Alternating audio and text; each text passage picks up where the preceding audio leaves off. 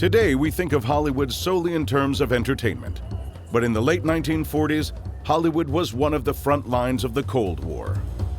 Film now was America's kind of biggest cultural export. It was massively popular. Movie attendances have never been as high as they were in 1947, when simply everyone went to the movies. There was no television. Because of its size and importance, both at home and abroad, huge efforts were made to sort of root out communism or anything that looked or smelled like communism from Hollywood. George Murphy, Ronald Reagan, and Robert Montgomery are among the top-flight movie actors testifying before the House Un-American Activities Committee in Washington. A succession of actors, writers, producers, and directors are called before the committee to report on the communist influence on American movies.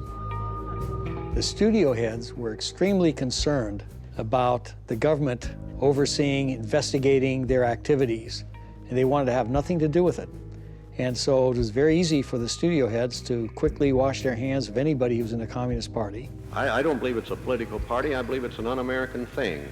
I would move to the state of Texas if it ever came here, because I think the Texans would kill him on sight. Anyone who finds themselves on the wrong side of the Un-American Activities Committee risks being blacklisted as a communist. That list was circulated in print around the various studios, and if your name was on it, you didn't get any work. You were out.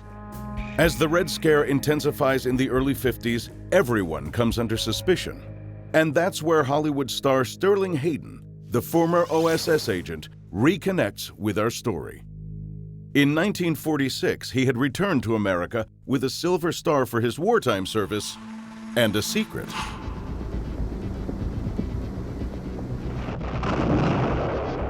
After fighting with communist partisans in Yugoslavia, he too had gone red.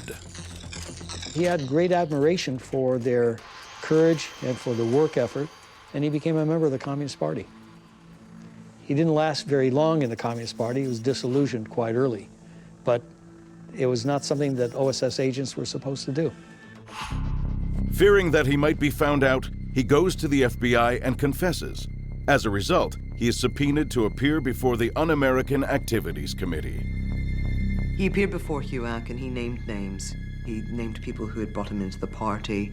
He spilled the beans. He said what would need to be said in order to save his career and to show that he was cooperative. It tortured him for the rest of his life. He called himself a stoolie and a traitor. He felt very, very cut up about it, and it turned to alcoholism later in his life. He never kind of got over the guilt of having betrayed his friends.